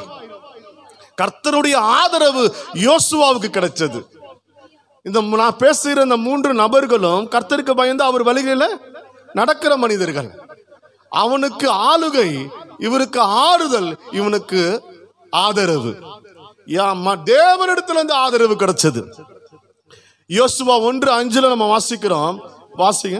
நீ உயிரோடு இருக்கும் நாளெல்லாம் ஒருவனும் உனக்கு முன்பாக எதிர்த்து நிற்பதில்லை. நான் மோசையோடு இருந்தது போல உன்னோடும் இருப்பேன். நான் உன்னை விட்டு விலகுவதும் இல்லை, உன்னை கைவிடுவதும் இல்லை. ஆமென். மோசே கூட மோசே இருக்கிற வரைக்கும் யோசுவா பற்றி பெரிய அவனோட குறிச்சு பெரிய எந்த காரியமும் எழுதப்படல, பெருசா ஒன்று எழுதப்படல. அங்கங்க ஒரு சின்ன சின்ன வசனங்கள் யோசுவாவை குறித்து எழுதப்பட்டிருக்குது. அவன் மோசோடு கூட இருந்தான், அவன் தேவாலயத்திலே தங்கியிருந்தான், அவன் மலை அடிவாரத்தில் மோசஸ் மேலே போயிருக்கும்போது மலை அடிவாரத்தில் அவனுக்காக காத்திருந்தான், ஜெபித்து கொண்டிருந்தான் அப்படின்னு சில வசனங்கள் தான் அவனை போட்டுருக்கு. அடுத்த லீடரா வருவான் அப்படின்னு சொல்லிட்டு என்ன யோசுவாவை குறித்து அப்படி பெரிய விஷயங்கள் ஒன்றும் அதுக்கு முன்னால என்ன பண்ணல, எழுதப்படவே இல்லை. ஆனா அவன் கர்த்தருக்கு பயந்து அவர் வழியில நடக்கிற அந்த மனுஷன், அதனால கர்த்தர் சொல்ற, நான் உனக்கு ஆதரவா இருக்கிறேன்ப்பா. அல்லேலூயா, அல்லேலூயா. கர்த்தருக்கு ஸ்தோத்திரம், கர்த்தருக்கு மகிமை உண்டாகட்டும். கொஞ்சம் யோசித்து பாருங்களேன். முரட்டாட்டம் பிடித்த ஜனங்கள், மோசஸ்னாலேயே நடத்த முடியல. அப்படிப்பட்ட ஜனங்கள் மத்தியில திடீர்னு மோசஸ் இல்ல, அடுத்தது யார லீடரை கொண்டு வருவாங்க? ஆண்டவர் இவனை தேர்ந்தெடுத்துக்கிறாரு. மக்கள் ஒத்துப்பாங்களா, என்ன பண்ணுவாங்கன்னு தெரியாது. ஆனா கர்த்தருடைய ஆதரவு இருந்தா ஜனங்களுடைய ஆதரவு நமக்கு கிடைக்கும். ஆமென். 1ஆம் அதிகாரத்துல 16வது வசனத்துல வாசிங்க. 16, 17, 18. அப்பொழுது அவர்கள் யோசுவாவுக்கு பிரதியுத்தரமாக, ஜனங்கள் எந்த ஜனங்கள்? முரட்டாட்டம் பிடித்த ஜனங்கள், மோசஸுக்கு அடங்காத ஜனங்கள். அப்படிப்பட்ட ஜனங்கள் இப்போ யோசுவாவை பார்த்து சொல்றாங்க, நீர் எங்களுக்கு கட்டளையிடுகிறதை எல்லாம் செய்வோம், நீர் எங்களை அனுப்பும் இடமெங்கும் போவோம். நாங்கள் மோசேக்கு செவி கொடுத்தது போல உமக்கும் செவி கொடுப்போம். உம்முடைய தேவனாகிய கர்த்தர் மாத்திரம் மோசையோடு இருந்தது போல உம்மோடும் இருப்பாராக. நீர் எங்களுக்கு கட்டளையிடும் சகல காரியத்திலும் உம்முடைய சொல்லை கேளாமல் உம்முடைய வாக்குக்கு முரட்டாட்டம் பண்ணுகிற எவனும் கொலை செய்யப்பட கடவன். பலங்கொண்டு திடமனதாய் மாத்திரம் இரும் என்றார்கள். ஆமென். நீங்க எதை குறிச்சு கவலைப்படாதீங்க, நீங்க திடமனதா இருங்க. நாங்க மோசஸுக்கு கீழ்ப்படுறது போல உமக்கு நான் என்ன பண்ணுவேன்? ஒரே ராத்திரியில கர்த்தர் எல்லா மனுஷரையும் அவனுக்கு ஆதரவாய் மாற்றினார். நான் சொல்றேன், கர்த்தர் உங்களுக்கு ஆதரவா இருந்தா எல்லா ஜனங்களும் உங்களுக்கு ஆதரவாய் மாறுவார்கள். இந்த ஆதரவை நான் பார்த்தேன் இந்த வருஷத்துல. ஆண்டவர் இந்த வார்த்தை கொடுத்த நாட்டில இருந்து நான் சொல்றேன்னு, நிறைய என்னை அறியாத ஜனங்கள் எனக்கு ஆதரவுப்பாய் பேச பலர் ஆண்டவர் எழுப்பி இருக்கிறார். ஆண்டவர் சொல்ல, இன்னும் நான் எழுப்புவேன், இன்னும் பல பேரை நான் கொண்டு வருவேன். ஆமென். தெரிஞ்சவங்க உங்களுக்கு உதவி செய்யாம இருக்கலாம், ஆனா ஆண்டவர் சொல்ல, தெரியாத ஜனங்கள் மத்தியில நான் உங்களுக்கு ஆதரவு உண்டு பண்ணுவேன். முரட்டாட்டம் பிடிச்ச ஜனங்கள் உங்களுக்கு ஆதரவாய் வருவார்கள். யாரெல்லாம் உங்களுக்கு கஷ்டமா, ஐயோ இவர்களெல்லாம் உதவி செய்வாங்கன்னு நினைக்கிறேன், அவங்க உங்களுக்கு உதவி செய்ய மாட்டாங்க. யாரெல்லாம் உங்களுக்கு தெரியாம இருக்குமோ அவர்கள் சொல்லுவாங்க, நாங்க உங்களுக்கு உதவி செய்யறோம். பிரைஸ் தி லார்ட், ஹல்லேலூயா. அதுக்கு காரணம் தெரியுமா? எல்லா ஜனங்களும் மோசஸ் அங்க மேல போய் ஆண்டவருடைய வார்த்தையை வாங்குறதுக்காக, ஆண்டவருடைய பேசுறதுக்காக அங்க மேல போயிருக்காரு சின்னமலையில. ஆனா இங்க கீழே என்ன பண்ணிட்டு இருக்காங்க? ஆரோனோடு சேர்ந்து எல்லா ஜனங்களும் விக்கிரத்தை உருவாக்கி எல்லா நடனமும் அதுக்கு வழிபாடு செய்து அங்க நிர்வாணமாய் ஆனார்கள் அப்படின்னு போட்டிருக்கு. ஆடலும் பாடலும் விருந்தும் எல்லாம் வச்சு நிர்வாணமாய் ஆடிட்டு இருந்தாங்க. ஆனா அந்த இடத்துல யோசுவா அங்க கலந்து கொள்ளவே இல்லை. தன் ஜீவனை அவன் காத்து கொண்டான். அவன் என்னங்க செஞ்சிட்டு இருந்தான்? ஒரு வாலிபன் மோசஸ் மேல இருக்கிறாரு, மலையினுடைய அடிவாரத்துல போய் உட்கார்ந்துட்டு இருக்கிறான், தேவனுடைய கூடாரத்துல போய் உட்கார்ந்துட்டு இருக்கிறான். அவன் காத்துட்டு இருக்கான், என்னுடைய ஊழியக்காரர் அங்க மேல இருக்கிறாரு, அவருக்காக நான் ஜெபிச்சு பண்ணுவேன். மலைக்கு மேல அவர் கூட போறதுக்கு எனக்கு அனுமதி இல்லை, ஆனா மலையின் அடிவாரத்துல உட்கார எனக்கு அனுமதி உண்டு. அங்க வாலிபன் பிள்ளையார் நாம இருந்தா என்ன பண்ணுவோம்? ஐயோ அங்க என்ஜாய் பண்றாங்களே, ஒரே டான்ஸும் ஒரே கூத்தமா இருக்கு, போகலையா அவன்? அவனுக்கு கொடுக்கப்பட்ட வேலையில் அவன் உண்மையா இருந்தான். அது மாத்திரம் இல்ல, அவன் வேற ஆவியை பெற்ற மனிதனா இருந்தான் என்று வேதம் சொல்லுது. எப்படிப்பட்டவனா? வேற ஆவியை பெற்ற. என்னாகமத்துல 27:18 வசனத்தை நீங்க வாசிச்சீங்கன்னா, அவன் வேற ஆவியை பெற்ற மனிதன், பரிசுத்த ஆவியை பெற்ற மனிதன். அல்லேலூயா. 27:18 வாசிக்கிறோம். கர்த்தர் மோசேயை நோக்கி, ஆவியை பெற்றிருக்கிற புருஷனாகிய யோசுவா என்னும் நூனின் குமாரனை நீ தெரிந்து கொண்டு அவன் மேல் உன் கையை வைத்து. ஆவியை பெற்ற மனுஷன், கர்த்தர் கூட இருந்தா நீ ஆளுகை செய்வாய். அல்லேலூயா. விசுவாசம் உனக்கு இருந்தா நீங்க ஆறுதல் பெறுவீங்க. கர்த்தருடைய ஆவியானவர் உங்க கூட இருந்தா நீங்க ஆதரவை பெறுவீங்க. எத்தனை பேர் நம்புறீங்க? ஆமென். அதனால தாங்க கர்த்தருடைய ஆவியில நம்ம நிரம்பி இருக்கணும். அவருடைய ஆவியில நடத்தப்படணும். அவன் வேற ஆவியை பெற்றவன், ஆவியை பெற்ற மனிதன் அவன். கர்த்தருடைய ஆவியில நீங்க பெற்று நீங்க அவருடைய ஆவியில நடந்து பாருங்களேன். அவருடைய ஆவியில நீங்க நிலைச்சிருந்த நீங்க அவர் ஆவியில அனுபவித்து பாருங்களேன். அந்த ஆவியில நிரம்பி பாருங்களேன். உங்களுக்கு உதவி தேடி வரும். அல்லேலூயா. உதவி தேடி வரும். நீங்க சலிச்சு போயிருக்கலாம், ஆனா வருகிற நாட்கள்ல நீங்க செய்ய வேண்டியது, ஆண்டவரே உங்களுடைய ஆவியில நான் களி கூறுவேன், உங்களுடைய ஆவியில நான் நிரம்புவேன். தேவைகளை ஆண்டவர் அன்றாட காரியங்களை அதற்கும் மேலாய் கர்த்தர் உங்களுக்கு செய்ய வல்லவராக இருக்கிறார். Price the Lord. உங்க ஜீவியத்தை காத்துக்கொள்ளுங்க. உங்க ஆவியை கலைந்து போடாதீங்க. உங்க ஆவியை துக்கப்படுத்தாதீங்க. எல்லாரும் செய்யறாங்க, நானும் போய் செஞ்சிடலாம்னு சொல்லிட்டு போயிடாதீங்க. எல்லாரும் சுருபத்து முன்னால போய் ஆடுறாங்க, நானும் போய் ஆடலாம்னு போய் ஆடாதீங்க. எனக்கு இதான் வயசு, என் வயசை நான் இப்படி விட்டுட்டேன்னா நான் எப்போ போய் செய்ய போறேன்னு செய்யாதீங்க. நான் சொல்றேன், கர்த்தருக்கு பரிசுத்தமா நீங்க இருந்தீங்கன்னா கர்த்தர் உங்களை ஆசீர்வதிக்குப்பா. அல்லேலூயா. கர்த்தர் உங்களுக்கு ஆளுகை தரப்போகிறார். கர்த்தர் உங்களுக்கு ஆறுதலை தரப்போகிறார். கர்த்தர் உங்களுக்கு ஆதரவை தரப்போகிறார். யாருக்கு இதெல்லாம்? கர்த்தருக்கு பயந்து அவர் வழிகளில் நடக்கிற மனுஷன் இப்படிப்பட்ட பாக்கியத்தை கர்த்தர் அவனுக்கு தருகிறார். அல்லேலூயா. 3 பாக்கியங்களை நான் சொன்னேன். 3 நபர்களை குறித்து நான் பேசினேன். இந்த 3 பேரும் என்ன செஞ்சாங்களா? எனக்கு டைம் முடிய போகுது, அதுக்குள்ள நான் இன்னும் 7 காரியத்தை குறித்து நான் பேசணும். எந்த காரியத்தை? 7 காரியத்தை. நான் போய் பிரசங்கம் பண்ணாலே என்னுடைய சபையில பாஸ்ட் இப்போ எத்தனை பாயிண்ட பேச போறாரோ அப்படின்னு பயப்படுற அளவுக்கு இப்போ என்ன நிலைமை மாறி போயிடுச்சு. என் பசங்களே, என் மகனே, ஐயோ இன்னைக்கு டாடி எத்தனை பேச போறாரோ தெரியலையேன்னு. Price the Lord. இன்னும் 7 காரியத்தை குறித்து 10 நிமிஷத்துல நான் முடிக்க போறேன். அல்லேலூயா. கர்த்தருக்கு பயந்து அவர் வழியில் நடந்தால் இந்த அனுபவம், இந்த பாக்கியங்கள் உண்டாகும் நான் சொன்னேன். இப்ப யாரு கர்த்தருக்கு பயப்படணும்? கர்த்தருக்கு பயப்படுதல்னா என்னங்க? ஆண்டவர் நம்மளை பார்த்து ஒரு வார்த்தையை சொல்றாரு, வாசிப்போமா? ஏசாயா புஸ்தகம், ஏசாயா 29:13. இந்த ஜனங்கள் தங்கள் வாயினால் என்னிடத்தில் சேர்ந்து தங்கள் உதடுகளினால் என்னை கனம் பண்ணுகிறார்கள். அவர்கள் இருதயமோ எனக்கு தூரமாய் விலகி இருக்கிறது, எனக்கு விரோதமாய் எனக்கு தூரமாய் விலகி இருக்கிறது. அவர்கள் எனக்கு பயப்படுகிற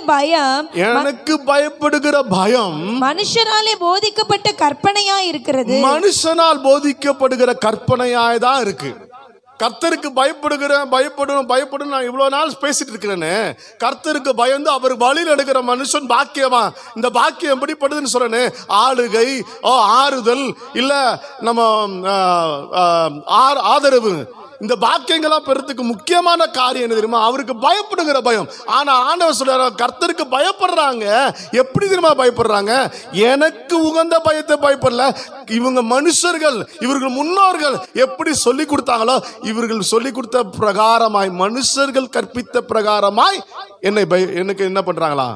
பயப்படுறாங்களா? இந்த உலகம் நம்ம ஆண்டவருக்கு இப்படிதான் பயப்படணும், அப்படிதான் பயப்படணும், சில காரியங்களை சட்டத்திட்டங்களை உருவாக்கி வச்சுட்டாங்க.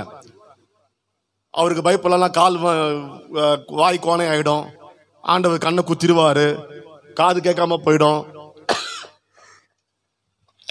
சில பேர் அந்த பயத்திலேயே என்ன பண்ணுவாங்க? சபைக்கு வர்றது.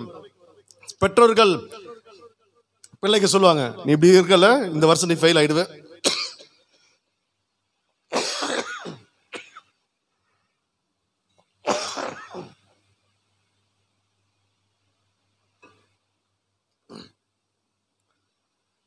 ஏதோ கேஸ் மாதிரி அடிக்குது.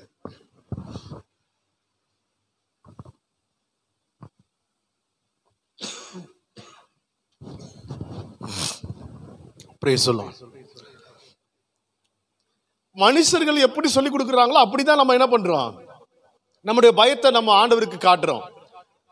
ஆண்டவருக்கு அன்பு செலுத்தி ஆண்டவர் வெளிப்படுத்துகிற பிரகாரமாய், அவருடைய வசனத்தின் பிரகாரமாய், அவருடைய விருப்பத்தின் பிரகாரமாய் நம்ம என்ன பண்ணல, அவருக்கு பயப்படல. மனுஷர்கள் என்ன கற்பித்தாங்களோ, நான் ஆராதனைக்கு போலன்னா நான் நல்லா இருக்க மாட்டேன், என் பிள்ளைங்க நல்லா இருக்க மாட்டாங்க அப்படின்லாம் சில காரியங்களை நம்ம யோசித்து வச்சிருக்கிறோம். அதனால என்ன பண்ணோம், ஐயோ காலையில் ஆராதனைக்கு போயிடணும் அப்படின்னு வரோம். ஆனா உண்மையான வேதம் சொல்லி கொடுக்கறது, அவர் விரும்புகிற பயம்னா என்ன அப்படின்னு வேதம் நமக்கு சொல்லி கொடுக்குது. கர்த்தருக்கு பயப்படு நான் சொல்லிட்டேன், இதை நான் சொல்லாம போயிட்டேன்னா அப்புறமா அதே மனுஷர்கள் சொல்லி கொடுத்த அந்த பயத்துல தான் நீங்க இருப்பீங்க தவிர, வேதம் என்ன சொல்லுதோ அந்த பயத்துல நீங்க இருக்க மாட்டீங்க. ஆமென். இது ரொம்ப முக்கியம். அதனால 7 காரியத்தை விறுவிறுன்னு சொல்றேன், இதை விளக்க எனக்கு நேரம் இல்லை. கர்த்தருக்கு ஸ்தோத்திரம். முதல் காரியம், தேவன் விரும்புகிற எதிர்பார்ப்பு, தேவன் பயப்படும் நம்ம எதிர்பார்க்கிறாரா சீக்கிரம். முதலாவது காரியம் ஏசாயா 29:23 வசனத்தை சீக்கிரமா படிங்க. அவன் என் கரங்களின் செயலாகிய தன் பிள்ளைகளை தன் நடுவில் காணும் போது என் நாமத்தை பரிசுத்தப்படுத்துவார்கள், என் நாமத்தை பரிசுத்தப்படுத்துவார்கள். யாக்கோபின் பரிசுத்தரை அவர்கள் பரிசுத்தப்படுத்தி இஸ்ரவேலின் தேவனுக்கு பயப்படுவார்கள். பரிசுத்தப்படுத்தி இஸ்ரவேலின் தேவனுக்கு பயப்படுவார்கள். பரிசுத்தமாய் வாழுவதை பற்றி இங்க பேசல, பரிசுத்தப்படுத்துவதை பற்றி பேசப்படுது. எத்தனை பேர் பரிசுத்தமாய் வாழ்றோம் நம்ம நினைக்கிறோம், இங்க பரிசுத்தமாய் வாழ்றதை பத்தி பேசல, ஒவ்வொரு நாளும் பரிசுத்தப்படுத்துவதை பற்றி பேசப்படுது. யாரெல்லாம் பரிசுத்தப்படுத்துறாங்களோ அவங்க தேவனுக்கு பயப்படுவாங்களாம். அதுதான் தேவனுக்கு பயப்படுகிற பயம். நான் உங்களுக்கு இன்னும் ஒரு விளக்கமா சொல்றேன். யோபு குறித்து நான் திரும்ப சொல்றேன். யோபு நீதிமானா இருந்தான், ஒரு பாவமும் செய்யல. ஆனாலும் தன் பிள்ளைங்க எங்க பாவம் செஞ்சிருப்பாங்களோ அப்படின்னு பயந்து என்ன பண்ணானா, அனுதினமும் தேவனுடைய சமூகத்துல கொண்டு வந்து பலிபீடம் செலுத்துவாங்களாம், பலி செலுத்துவாங்களாம். பலிபீடத்துல கொண்டு வந்து எங்க பிள்ளைகள் தன்னை என்ன பண்ணானா, பரிசுத்தப்படுத்தி கொண்டே இருந்தானா. பரிசுத்தத்துல யாரும் திருப்தி அடைஞ்சிடாதீங்க. நான் பரிசுத்தமா இருக்கிறேன், நான் பரிசுத்தமானு அப்படின்னு நீங்க நினைக்காதீங்க. ஆமென். அல்லேலூயா. கர்த்தருக்கு ஸ்தோத்திரம். ஒவ்வொரு நாளும் உங்களையும் உங்க குடும்பத்தை என்ன பண்ணிட்டு இருக்கணும், பரிசுத்தப்படுத்திக்கிட்டே இருக்கணும். பரிசுத்தப்படுத்திட்டே இருக்கணும். இன்னும் பரிசுத்தமா இருக்கிறவன் இன்னும் பரிசுத்தமாகட்டும். பரிசுத்தமாகிட்டே இருங்க. அதுதான் கர்த்தருக்கு பயப்படுகிற பயம். அல்லேலூயா. நான் பரிசுத்தமாயிட்டேன், என்ன போல ஒருத்தர் பரிசுத்தமா இல்ல அப்படின்னு நினைச்சீங்க, நீங்க கர்த்தருக்கு பயப்படுற பயத்துல இல்ல. இன்னைக்கு நான் பரிசுத்தமா இருக்கிறேன்னா, இன்னைக்கு நான் பாவம் செய்யலன்னா, இன்னும் நான் என்ன பண்ணணும், பரிசுத்தமா இருக்கணும், இன்னும் பரிசுத்தமாகணும் அப்படின்ற எண்ணத்தோடு தினமும் நம்மை பரிசுத்தப்படுத்துவது தான் தேவனுக்கு பயப்படுகிற பயம். இரண்டாவது காரியம் ஆதியாகமம் 22:12. ஆதியாகமம் 22:12. அப்பொழுது அவர், பிள்ளையாண்டான் மேல் உன் கையை போடாதே, அவனுக்கு ஒன்றும் செய்யாதே, நீ அவனை உன் புத்திரன் என்றும் உன் ஏக சுதன் என்றும் பாராமல் எனக்காக ஒப்பு கொடுத்தபடியால் நீ தேவனுக்கு பயப்படுகிறவன் என்று இப்பொழுது அறிந்திருக்கிறேன் என்றார். ஒப்பு கொடுத்தல் தேவனுக்கு பயப்படுகிற பயம். கொடுத்தலுக்கும் ஒப்பு கொடுத்தலுக்கும் ஒரு சின்ன வித்தியாசம் தான். கொடுத்தல் புத்தியிலிருந்து வரும். இன்னைக்கு எவ்வளவு காணிக்கை கொடுக்கலாம், எவ்வளவு தசமமா கொடுக்கலாம், இதெல்லாம் எங்க இருந்து யோசிக்கிறீங்க, புத்தியில இருந்து யோசிக்கிறீங்க. ஆனா ஒப்பு கொடுத்தல் இருதயத்திலிருந்து யோசிக்கிறீங்க. ஆண்டவர் கொடுக்கறத பத்தி பேசல, ஒப்பு கொடுக்கறத பத்தி பேசுறாரு. உன் இருதயத்திலிருந்து தேவனுக்கு என்ன பண்ணணும், கொடுக்கறதா ஒப்பு கொடுத்தல். Praise the Lord. அல்லேலூயா. நான் சீக்கிரமா இன்னொரு காரியத்தை சொல்றேன். பேதுருவை பாருங்க, ஆண்டவர் ஒரு காரியத்தை கேட்கிறாரு, உன் படகை கொடுன்னா அவன் வெறும் படகை தான் கொடுத்தான். அது புத்தியில இருந்து கொடுத்தான். அவர் கேட்கிறாரு, ஒரு போதகர் கேட்கிறாரு, நம்ம கொடுக்கலாம்னு சொல்லிட்டு என்ன பண்ண படகை கொடுக்குறான். ஆனா பிரசங்கம் பண்ணி அந்த ஊழியத்தை முடிச்ச பிறகு ஆண்டவர் இப்ப கேட்கிறாரு, என் கூட வரியான்னு சொன்ன எல்லாத்தையும் விட்டு அவர் பின்னால போறான் பாருங்க. அதான் ஒப்பு கொடுத்தல். Praise the Lord. அல்லேலூயா. எதை செஞ்சாலும் இருதயத்திலிருந்து முழு மனதோட செய்யுங்க. ஆண்டவர் அதுதான் ஆண்டவருக்கு பயப்படுகிற பயம். மைண்ட்ல இருந்து உங்க புத்தியில இருந்து செய்யாதீங்க. அது தேவனுக்கு பயப்படுகிற பயம் அல்ல. இவ்வளவு செஞ்சிடலாம், இப்படி கணக்கு போடலாம். உங்க இருதயத்திலிருந்து முழுமையா அன்பு கூர்ந்து நீங்க என்னத்தை செஞ்சாலும் அதை ஒப்பு கொடுத்தல் கர்த்தருக்கு பயப்படுகிற பயம். ஆமென். அல்லேலூயா. கர்த்தருக்கு ஸ்தோத்திரம். மூன்றாவது காரியம், நேரம் இல்ல, 2 நாளாகமம் 19வது அதிகாரம் 7வது வசனம். 19:7. 2 நாளாகமம். ஆதலால் கர்த்தருக்கு பயப்படுகிற பயம் உங்களிடத்தில் இருக்க கடவது. எச்சரிக்கையா இருந்து காரியத்தை நடத்துங்கள். எச்சரிக்கையா இருந்து காரியத்தை நடத்துங்கள். உங்கள் தேவனாகிய கர்த்தரிடத்திலே அநியாயமும் முகதாட்சண்யமும் இல்லை, பரிதானமும் அவரிடத்திலே செல்லாது என்றான். எச்சரிக்கையா இருந்து காரியத்தை நடப்பிக்கிறது தான் தேவனுக்கு பயப்படுகிற பயம். அல்லேலூயா. எச்சரிக்கையா இருப்பது குறித்து பேசல இங்க. நான் எச்சரிக்கையா இருக்கேன் அப்படின்னு நான் ஆண்டவர் சொல்றார். நீ எச்சரிக்கையா மாத்திரம் இல்ல, நீயும் எச்சரிக்கையா இருக்கணும், உன் காரியமும் எச்சரிக்கையா இருக்கணும். நீயும் கீழே விழக்கூடாது, உன் காரியம், நீ செய்கிற காரியமும் கீழே விழக்கூடாது. நீ எச்சரிக்கையா இருந்து உன் காரியத்தை நடப்பிக்கணும். Price the Lord. அல்லேலூயா. அலட்சியமா இருக்கக்கூடாதுங்க. ஒரு காரியத்தை செய்யும் போது அலட்சியமா இருக்காதீங்க தயவு செய்து.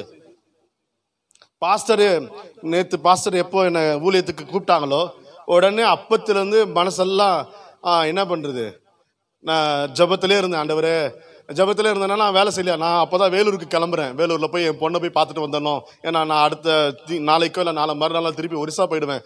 வரும்போது அவளை போய் பார்த்துட்டு வந்துடலான்னு சொல்லிட்டு வேலூருக்கு போயிட்டு நான் வந்தது 8:30 ஆயிடுச்சு. திரும்பி ரிட்டர்ன் வந்தது. திருப்பி அந்த என்னுடைய நண்பருக்கு போய் டின்னர் சாப்பிட்டுட்டு நான் வரும்போது மணி 11 அப்போல்லாம் மனசுலயே ஓடிட்டு இருக்கு, நாளைக்கு பிரசங்கம் இருக்குது, ஆண்டவரே எனக்கு இருமல் வரக்கூடாது, நான் உம்முடைய ஆவினால பயம். உடனே ஒரு சின்ன ஒரு பயம், தேவனை குறித்து ஒரு பயம், எச்சரிக்கையா இருக்கணுமே, நம்ம பேசணுமே அப்படின்னு. என்ன நடக்க போகுது, நமக்கு பேச தெரியாதா, நம்ம என்ன எப்படி பண்ண. ஒரு காரியத்தை செய்யும் போது ஏளனமா அலட்சியமா இருக்காத. அது தேவனுக்கு பயப்படுகிற பயம் அல்ல. உன்னை குறிச்சும் சரி, நீங்க செய்கிற ஒவ்வொரு காரியத்தை குறித்து எச்சரிக்கையாயிரு.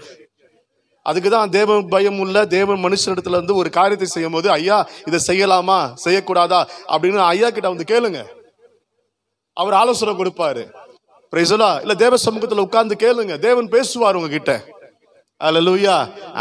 நான் எதுக்கு என் இஷ்டத்துக்கு நான் செய்வேன், நான் அப்படியே சும்மா போவேன், சும்மா செய்வேன். இந்த சும்மா போறவன் சும்மா வரவனுக்கு ஆண்டவர் ஆசீர்வதிக்க மாட்டா.